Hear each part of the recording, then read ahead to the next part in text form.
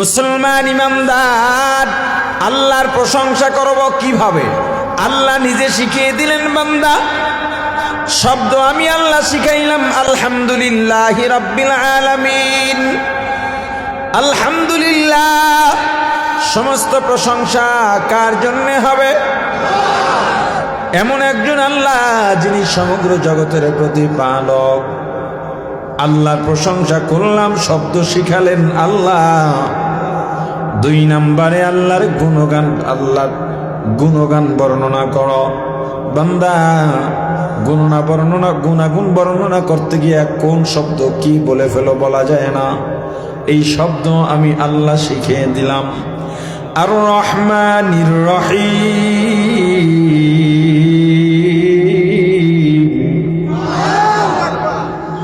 या इलाही तू मेरा रहमान है, या इलाही तू मेरा रहीम है।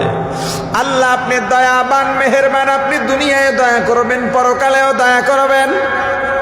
রহমান শব্দের অর্থ দয়া, রহিম শব্দের অর্থ হইল দয়া। 2টা দয়ার শব্দ আল্লাহ এক জায়গায় কেন আনলেন? আল্লাহ দুনিয়ায় এক দয়া বুঝাইছেন, পরকালে আর এক দয়া বুঝাইছেন। দুনিয়ার দয়া আল্লাহ দুনিয়ার যত মানুষ আছে, যত মাখলুক আছে, মানুষের মধ্যে মুসলিম অমুসলিম, কাফের মুশরিক, যত মানুষ আছে সবার প্রতি আল্লাহর দয়া রহমান। এখানে আল্লাহ কাউকে আল্লাহর নেয়ামত থেকে বঞ্চিত করবেন না।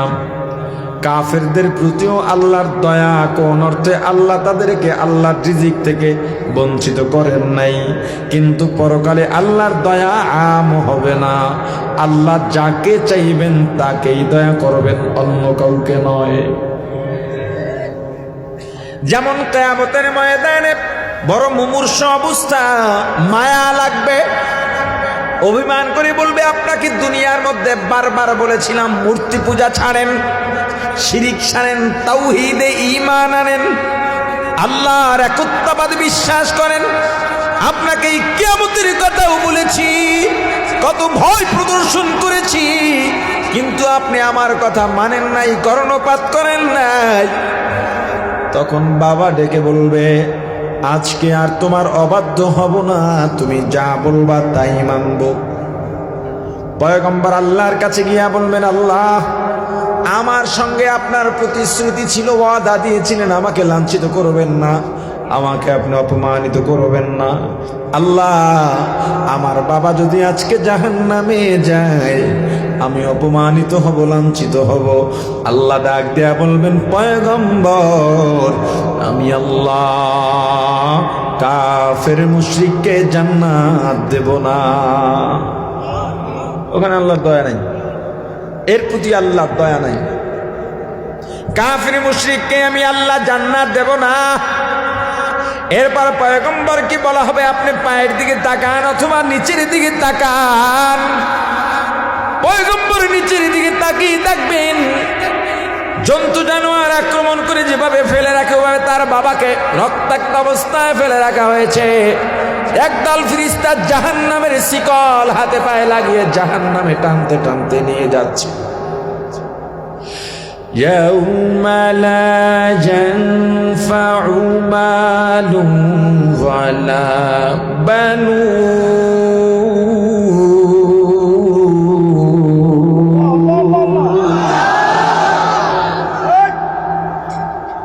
إلا من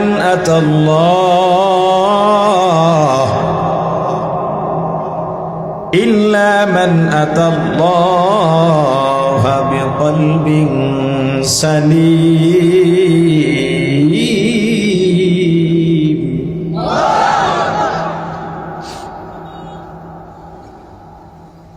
يوم لا ينفع مال ولا بنون إلا من أتى الله بقلب سليم।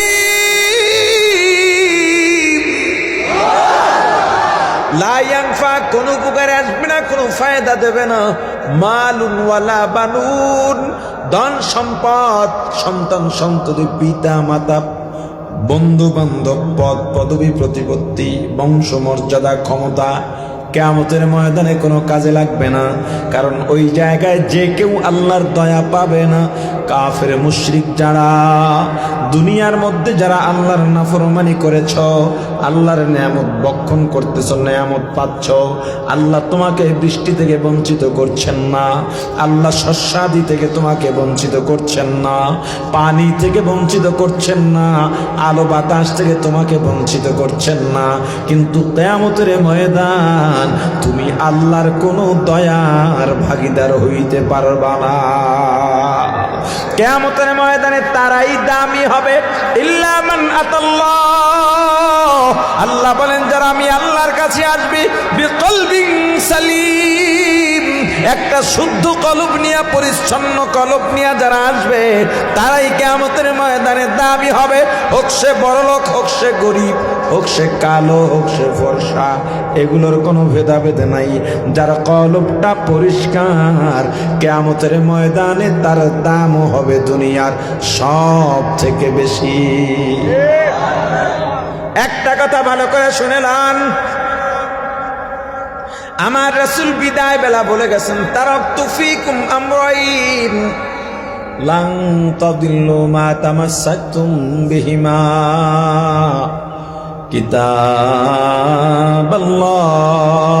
ওয়া সুন্নাত রাসূলি আও কামা ক্বালা an-নাবিয়্যু আলাইহিস সালাতু ওয়াস সালাম। আল্লাহ রাসূল বলেন, তুমি দুইটা ডানা কোরআন আর সুন্নাহ বানায় নাও।